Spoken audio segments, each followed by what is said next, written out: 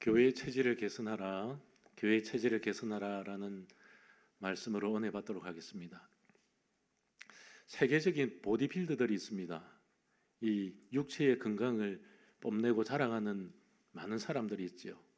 그런데 세계적인 이 보디빌더들 중에서 갑작스런 사망 사건이 일어나는 경우가 있습니다. 심장이 갑자기 터졌다든지, 그리고 신장의 기능, 장 기능이 완전히 소멸되어서 죽어가는 경우가 있습니다. 뿐만이 아니라 그렇게 튼튼했던 이 육체가 점점점 쇠하여집니다. 근육량이 갑자기 줄어들고요. 이 조사를 해보니까 왜 이런 현상이 일어났느냐 보니까 이런 겁니다. 스테로이드라는 이 약물을 계속해서 몸에 주사를 했다는 겁니다. 이 근육량을 갑자기 늘리기 위해서, 멋있게 보이기 위해서, 그 대회에서 1등을 하기 위해서 이 스테로이드라는 이 약물을 주사하는데 급격하게 근육량이 증가한다는 것이죠. 그들의 겉은 건강해 보이고 튼튼해 보였습니다. 그런데 속에 있는 체질들은 다 망가져 버렸다는 것이죠. 어느 산사에 1000년이 넘은 고목이 있었습니다. 그 고목을 바라보면서 사람들은 이야, 저 고목은 진짜 어떻게 1000년을 버텨왔을까? 그러면서 모든 사람들이 그 고목을 바라보면서 생각하기를 이제부터 1000년은 더 버틸 거야. 얼마나 웅장해, 굉장하지 않아. 그런데 어느 날이었습니다. 바람도 불지 않았고 태풍이 휘몰아치지도 않았습니다. 가뭄이 든 것도 아니었습니다. 그러나 어느 날 평범한 날이었는데 아침에 일어나 보니 이 거대한 1000년이 넘었던 이 고목이 쓰러져 있는 겁니다. 그래서 사람들이 가까이 다가와 왔지요. 다가와 보니까 깜짝 놀랐습니다. 겉으로 그렇게 웅장했던 고목의 그 속에는요, 벌레들로 꽉 차 있었습니다. 속이 텅텅 비어 있었다는 겁니다. 여러분, 이것은 우리에게 어떤 이야기를, 어떤 교훈을 들려줄까요? 오늘날 교회를 들여다보면 체질이 개선되지 아니하면, 영적인 체질이 개선되지 아니하면 여러분 겉으로 보여지는 이 웅장한 교회들이 언제 무너질지 모른다는 것입니다. 예수님께서는 이 땅 가운데에 교회를 세우실 때에 겉모양을 보고 세우시지 않았습니다. 건물을 위해서 세우시지 않았습니다. 한 사람의 한 사람이 바로 교회가 되어져야 되고, 이 모든 이론들이 하나님 나라의 일꾼으로 세워져야 된다는 것입니다. 여러분, 우리의 교회 체질을 한번 들여다보아야 합니다. 무엇보다도 한국 교회 체질, 어쩌면 심장마비가 걸릴 만큼 이 속 체질이 다 망가져 있는지 모릅니다. 영적인 장기들이 파손되고요, 갑작스런 이 근육을 만들기 위해서 팽창하고 성장하고, 이 성장주의, 기복주의 신앙으로 인해서 경제 성장과 맞물려서 교회가 엄청나게 성장해 버렸습니다. 물질적으로, 외적으로. 그런데 어쩌면은 스테로이드를 맞은 이 보디빌더와 같이 한국 교회가 어쩌면은 이 심장이 약해져 가고 있지는 않는지 진단해 볼 필요가 있다는 겁니다. 우리 교회는 그렇지 않을까요? 다른 교회는 몰라도. 그래서 우리는 오늘 이 말씀을 통해서 영적인 체질 개선을 하고, 그리고 교회가 어떻게 나아가야 될 방향성에 대해서 우리가 고민하고 연구하고 공부하고, 그리고 기도해야 된다는 것입니다. 사랑하는 성도 여러분, 교회는요 혼자서 운영되지는 않습니다. 여러분, 과거의 리더는 카리스마적 리더였습니다. 그래서 담임 목사 한 분에 의해서, 그 카리스마에 의해서 교회가 움직여졌습니다. 근데 예수님께서 원하시는 것은 사실 카리스마적 리더가 아니었습니다. 예수님의 리더는요 카리스마적 리더가 아니었습니다. 사랑의 리더였고, 섬김의 리더였고, 낮아짐의 리더였습니다. 그래서 오늘날 이 리더십에 대해서 새롭게 공부하는 것이 무엇이냐? 카리스마적 리더가 아니라 섬김의 리더로 바뀌어져야 된다는 것입니다. 그래서 제가 이 교회에 온 것은 카리스마적 리더를 위해서가 아니고 섬김의 리더를 위해서 이 자리에 왔다는 사실을 여러분들 믿으시기를 소망합니다. 그래서 오늘 사도 바울은요, 오늘 이 말씀을 통해서 교회의 영적인 체질이 어떻게 바뀌고 변화되어져야 되는지에 대해서 명확하게 설명하고 있습니다. 우리 성경 말씀 11절과 12절 띄워줄 수 있나요? 오늘 말씀을 읽어가면서 여러분 차근차근 한번 살펴보도록 하겠습니다. 11절과 12절 말씀 같이 한번 읽겠습니다. 큰 목소리로 시작.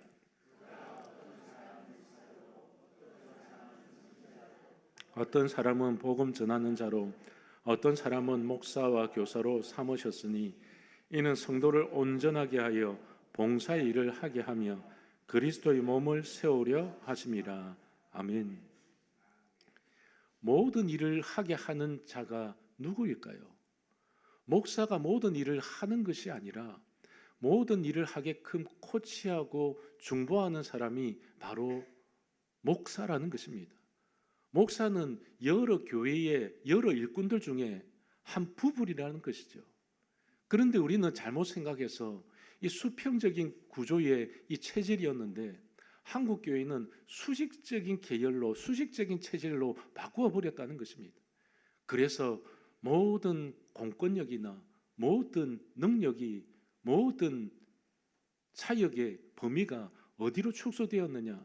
이제 피라미드처럼 단임 목회자에게 주어졌다는 겁니다. 여러분 오늘 잘 들으셔야 됩니다.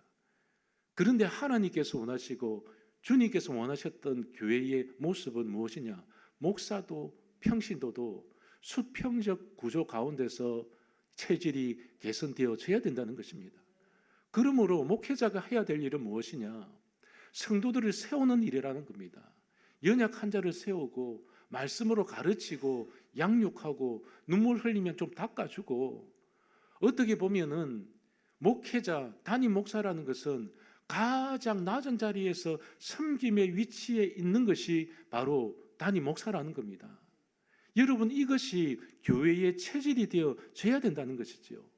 그렇다면 교회의 일은 과연 누가 해야 될까요? 교회의 일은 평신도들이 해야 된다는 것입니다. 소수의 지도자들이 하는 것이 아니라 모든 평신도들이 교사가 되고, 그리고 자기 각자의 맡은 그 사역의 자리에서 묵묵히 주님을 위해서, 하나님 나라를 위해서 진짜 사역자가 되어져야 된다는 것이죠. 여러분 건강한 교회가 되기 위해서는 어떻게 해야 될까요? 사람을 보면 됩니다. 오늘 본문에 나와 있는 이 말씀도 우리의 육체를 빌려서 이야기한 겁니다. 여러분 한번 생각해 보십시오. 손가락이 있고 발가락이 있습니다. 손가락 하나만 다쳐도 온몸이 쓰리고 아픕니다. 눈 하나가 빠져보십시오. 앞을 볼 수 있겠습니까? 고통스럽습니다. 바늘로 옆구리를 하나 찔러보아도 온 세포가 마치 작동하는 것 같습니다. 이것이 바로 교회라는 것입니다. 누구 한 명이 아플 때에, 누구 하나가 성장이 멈추었을 때에 우리 모두가 그 사람에게 집중해야 된다는 것이죠. 뿐만이 아닙니다. 모든 성도들이 하나님 나라를 위해서 한 몸으로 일을 해야 된다는 것입니다. 혈관이 막혀버리면 어떻게 됩니까? 손톱이라도 하나 빠져버리면 어떻게 됩니까? 그런데 이 모든 각 기관들 마디마디가 자기의 기능을 수행할 때에 온몸이 건강한 것처럼 교회도 각자의 자리에서 각자의 사명과 사역을 감당할 때에 평신도들이 모두가, 모든 지체들이 하나님의 나라를 위해서 일할 때에 그 교회가 건강한 교회가 될 수 있다는 것입니다. 그래서 우리는요, 불균형적인 사역 구조를 저는 개선할 것입니다. 왜냐하면 성경이 말씀하고 있기 때문에, 성경이 원하는 대로 사역하고 성경이 원하는 말씀대로 우리가 섬기고 순종할 때에 교회는 하나님께서 인정해 주신다는 것입니다. 그래서 저는 여러분들에게 드리고 싶은 말씀이 있습니다. 교회는요, 관중석이 아닙니다. 교회는 대표 선수를 모아진 사람들입니다. 이것은 무슨 말이냐? 여러분 모든 교회 성도들은요, 교회 예배를 드릴 때나 섬길 때나 사역을 할 때에 관객으로 온 것이 아니라는 것이죠. 관객은요 늘 불평할 수 있습니다. 저 선수 왜 저래? 우리는 찬양을 들으면서도 오늘 찬양대 수준이 좀 그렇네. 예배를 드리는데 오늘 은혜 받지 못했어. 목사님 말씀이 내 취향과는 내 스타일과는 달라. 여러분 그렇게 평가하고 바라보는 것이 성도의 모습이 아니라는 것입니다. 관중으로 부르신 것이 아니라 우리를 하나님 나라의 대표 선수로 불러주셨다는 것입니다. 여러분들 지금 앉아 있지만요, 여러분들 모두를 여호와 하나님께서는 하나님 나라의 선수로 불러주셨다는 것이죠. 관람석은요 늘 지켜보고 평가합니다. 하지만 선수들은 어떻습니까? 필드에 나가서 땀을 흘리고 먼지를 마시면서 싸움하고 다투고 경주하고 승리하는 것입니다. 여러분 사단 마귀와 우리는 필드에 있습니다. 사단 마귀는 우리를 쓰러뜨리려고 합니다. 어떻게 하면 편안하게 만들까? 어떻게 하면 성도들을 교회에서 아무 일도 하지 않게 할까? 어떻게 하면 관중석에 앉혀서 성도들을 그냥 밥으로 만들어 버릴까? 평가하고 누가 어떻더라 이야기하고. 그런데 우리는요 사단 마귀와 싸워야 될 선수로 불러주셨습니다. 그런데 우리는 가만히 있고 우리는 그저 감상하는 것이 아닙니다. 우리 직접 뛰어가서 피를 흘리고 땀을 흘려야 됩니다. 그래서 사도 바울도 디모데후서 4장 7절에 이렇게 말씀합니다. 나는 선한 싸움을 싸우고 달려갈 길을 마치고 믿음을 지켰으니. 신앙을 하나의 경주로 표현했습니다. 마라톤 경주가 될 수 있고 씨름을 할 수도 있고 레슬링을 할 수도 있고 사격을 할 수도 있고. 여러분 우리가 교회가 되어지고 교회 예배당에 들어왔다는 것은 그냥 감상하고 돌아가는 것이 아니라 하나님 나라의 일원으로서 선수로서 이 사단 마귀와 싸워서 하나님 나라를 확장시키는 여러분 사명을 가지고 이곳에 오셨다는 것을 잊지 않으시기를 소망합니다. 그래서요 주님께서 오늘 이 하시는 말씀이 무엇이냐? 협력하라. 소그룹을 형성하라. 여러분 소그룹이 무엇입니까? 하나의 작은 가정교회를 의미합니다. 우리는 과거에 세일이다 이렇게 이야기합니다. 세일장, 세일 모임. 세일은 세포를 말하지요. 세포라는 것은 살아있는 세포는 분열하게 마련입니다. 2개가 3개가 되고 4개가 되고 8개가 되고 이것이 세포의 확장이라는 것이지요. 하나님 나라는요 이 세포 분열과 같이 확장하라는 겁니다. 누구와 싸워서? 사단 마귀와 싸워서. 그래서 우리는 생각의 전환, 패러다임의 전환이 필요합니다. 교회가 나를 위해서 무엇을 해줄까? 여러분 이런 생각, 이런 패러다임을 고치라는 겁니다. 내가 교회를 위해서, 하나님 나라를 위해서 내가 무엇을 할 수 있을까? 사랑하는 성도 여러분, 하나님께서 우리에게 은혜를 주시고 복을 주십니다. 그런데 이것은 특별 은총과 일반 은총이 있습니다. 일반 은총은요 누구에게나 다 주시는 겁니다. 믿지 않는 자들에게도 이른 비와 늦은 비를 주시고요. 그런데 우리에게는 특별한 은총, 특별한 은혜가 있습니다. 그 은혜를 받아 누리는 믿음의 백성이 되기 위해서는 사실은요 우리가 주님을 닮아가야 됩니다. 주님이 내 속에 들어오셔서 우리의 체질을 개선해 주실 때에, 그래서 교회는 소수의 열정이 아니라 모든 사람의 에너지가 폭발할 때에 교회는 성장할 수 있고 교회는 성숙되어질 수 있음을 믿으시기를 소망합니다. 이것이 건강한 교회라는 것이지요. 우리 13절 말씀도 한번 읽어보겠습니다. 13절 말씀 띄워주십시오. 같이 읽겠습니다. 시작.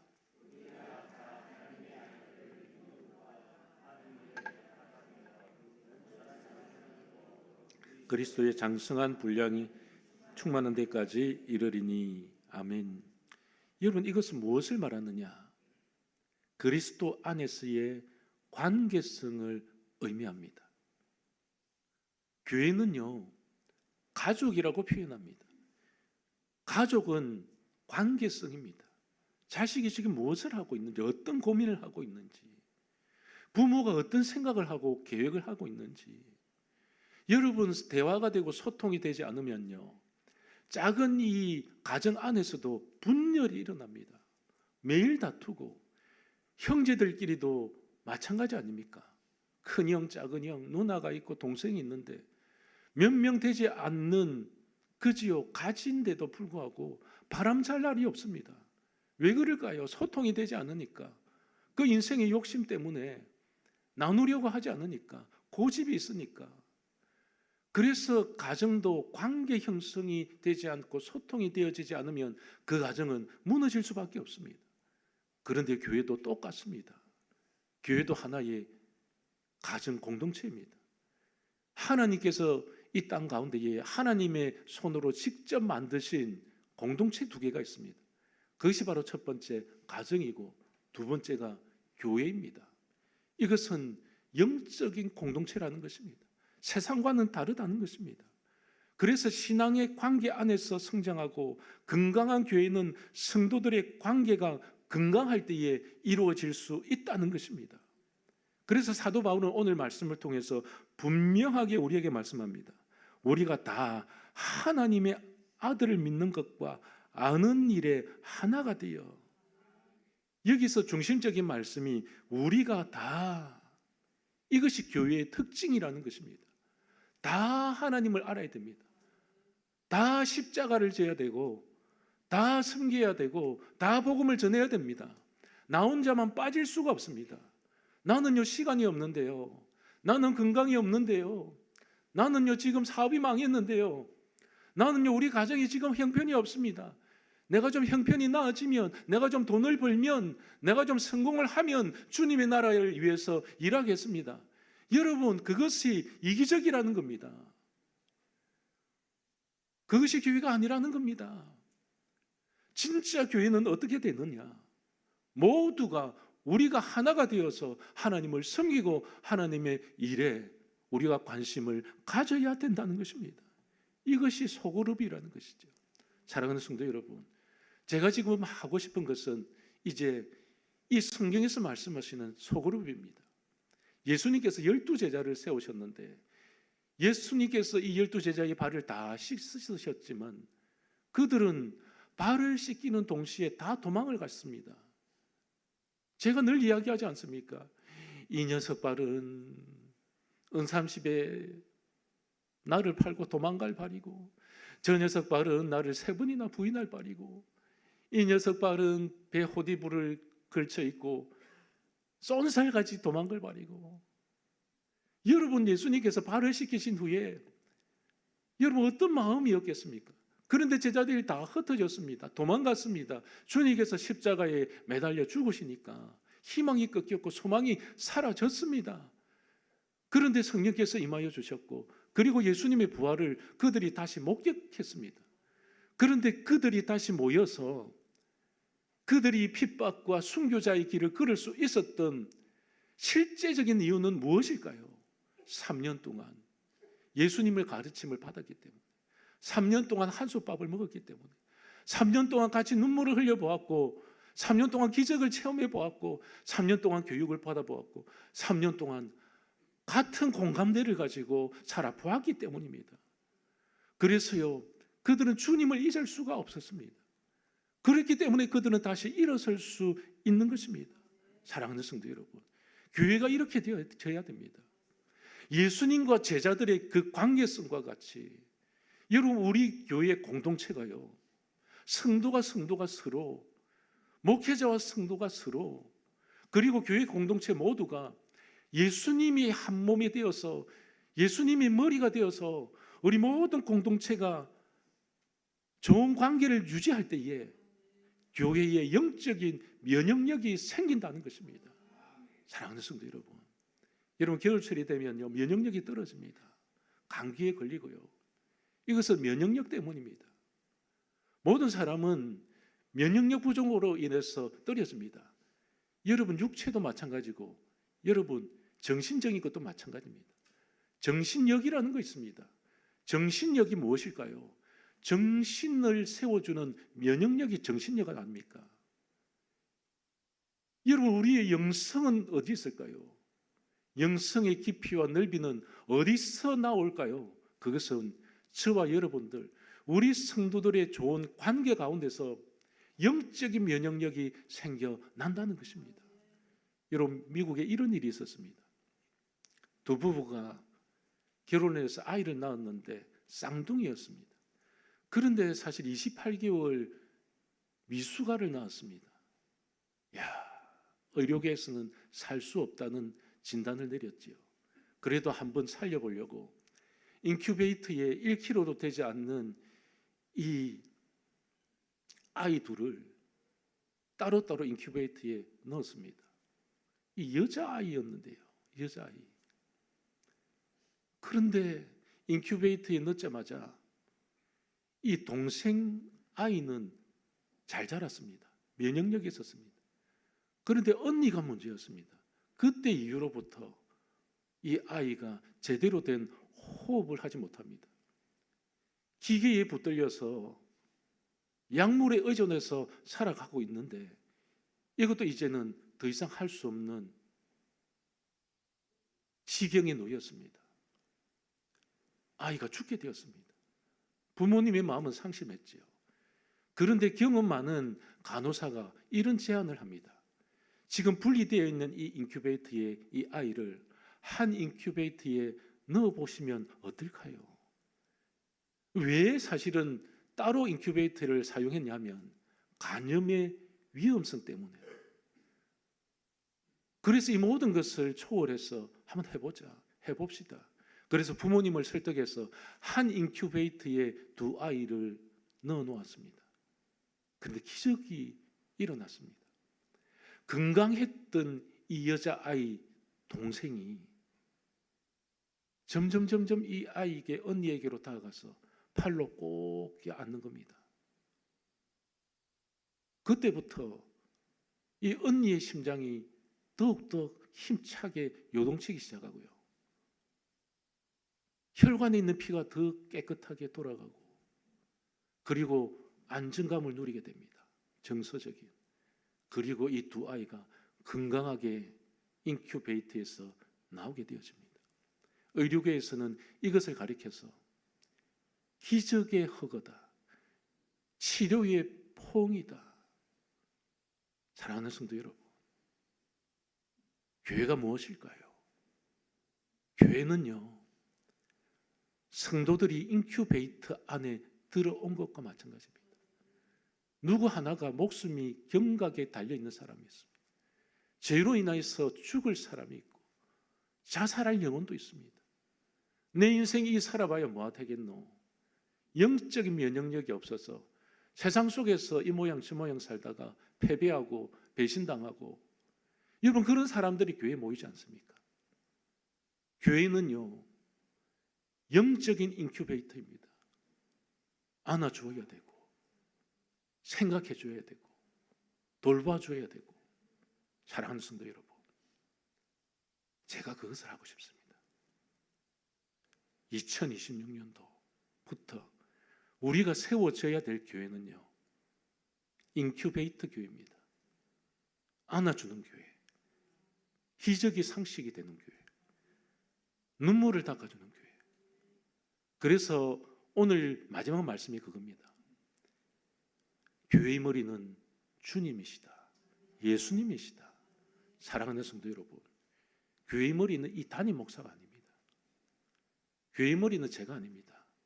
예수 그리스도 한 분밖에 없습니다. 그래서 우리는 다시 한번 교회 체질을 돌아봐야 됩니다. 교회라는 것은 이런 것이다라고 하는 그 상식과 전통에서 벗어나서 하나님의 말씀으로 돌아가야 되는 것입니다. 교회의 체질을 개선한다는 것은 무엇일까요? 예수께로 돌아가는 것입니다. 하나님의 말씀의 자리로 돌아가는 것입니다. 초대교회에 정말 그들이 눈물 뿌려서 세운 그 하나님의 교회를 위해서 목숨 걸었던 그들을 바라보면서 사도 바울이 예수 그리스도의 복음을 증거하기 위해서 인큐베이터 교회를 이곳저곳에 세운 것과 같이, 여러분, 우리 양무리 교회가 주님이 생각하시고 주님이 원하시는 인큐베이터 교회, 체질이 개선된 교회가 되기를 소망합니다. 여러분, 이것을 되기 위해서, 이것을 이루기 위해서 여러분들의 눈물이 필요하고 여러분들의 기도가 필요하고 여러분들의 관심이 필요하고 여러분들의 협력이 필요한 줄 믿으시기를 소망합니다. 기도하겠습니다. 살아계셔서 역사하시는 전능하신 하나님 감사드립니다. 기적이 상식이 되는 교회가 되게 하여 주시옵소서. 영적인 면역력이 생겨나는 교회가 되게 하여 주시옵소서.